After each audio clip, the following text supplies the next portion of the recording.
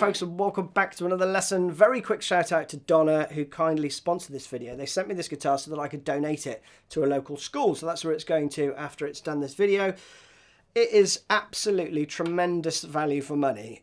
I would put this up with any of the budget guitars that are a lot more expensive than this, frankly. If you get the chance to try one of these out, then do. It sounds great, it plays great, it stays in tune, and it's just very, very lightweight as well. It's incredibly lightweight, actually, but has meaty tones, as you will see. So thanks ever so much for your support. They are a lovely company. Also, I think there's a discount code below, so if you are thinking of getting one, I don't get any money from that that kickback, but you know, you get to have a little bit of a discount if you're thinking of purchasing.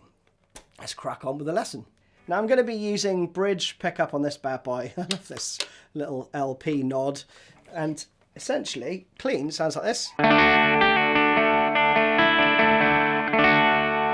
Middle pickup, really nice. Neck pickup, volume's really nicely balanced. I'm also using a very inexpensive distortion pedal, the Donna Morpher.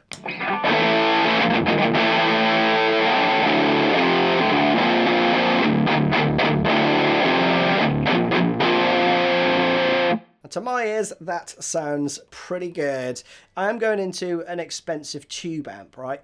But I've tried this into my my Boss Katana as well, and it sounds just as good. So I would highly recommend this setup if you're looking for a little budget option. Not a lot to this one, which is very rare for a Soundgarden tune.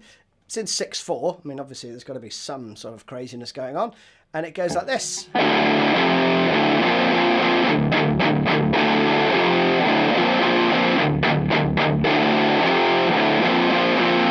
So that's the first riff, okay? Pretty straightforward.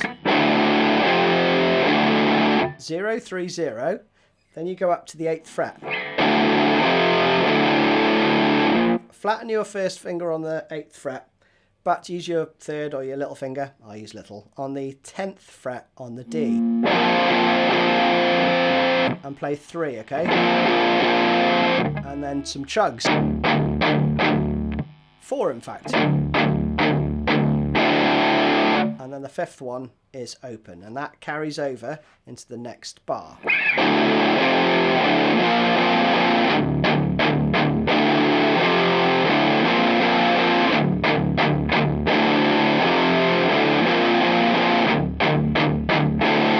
Then I think it's Kim that plays.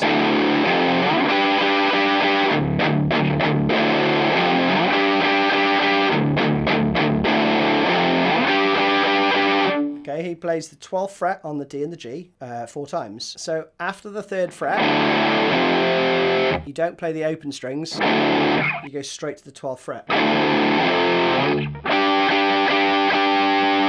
And play 4, okay? And then the rest is the same.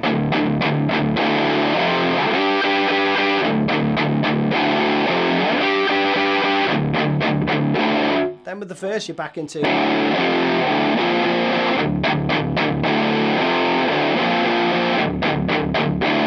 into that. Then the next part goes...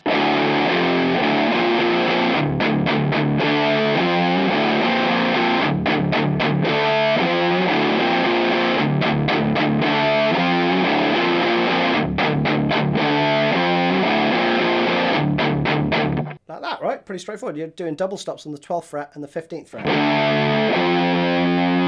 Slightly bend that sharp.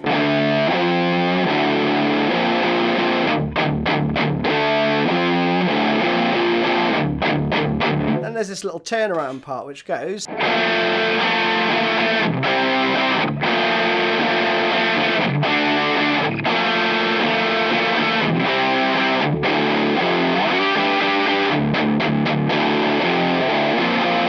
you know, back into that, right? I think the chord's voiced like this. 1, 3, 2, 1. So down, down, down, up. Little whack, and then you move to the 3rd fret. And then around again. This time on the 5th fret. And again. So the same as the first time. And in context, it comes in on the 6 and, okay? So you're going to play...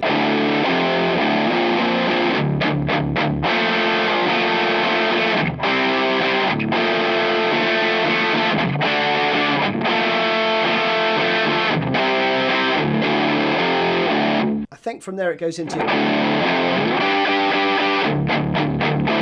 that part. One other riff, and that comes in out of this part.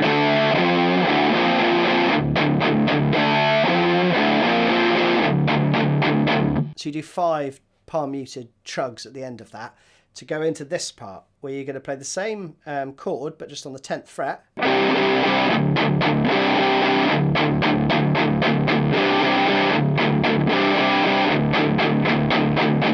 And there, you can either do that as 3/4 and a bar of 5/4, but I've just put it into 4/4 because it's just easier to tab. And you're going to play 3 and 3 chugs, another 3, and then 7 chugs. Okay, pretty straightforward, and that's the whole of the outro pretty much, with the sax solo and everything.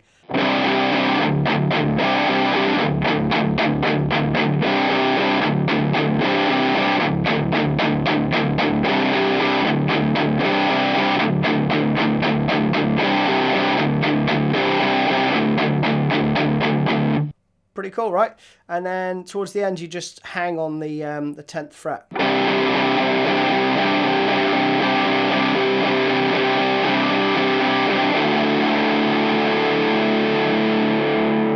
And you're done. That is it, people. Hope you enjoyed that one.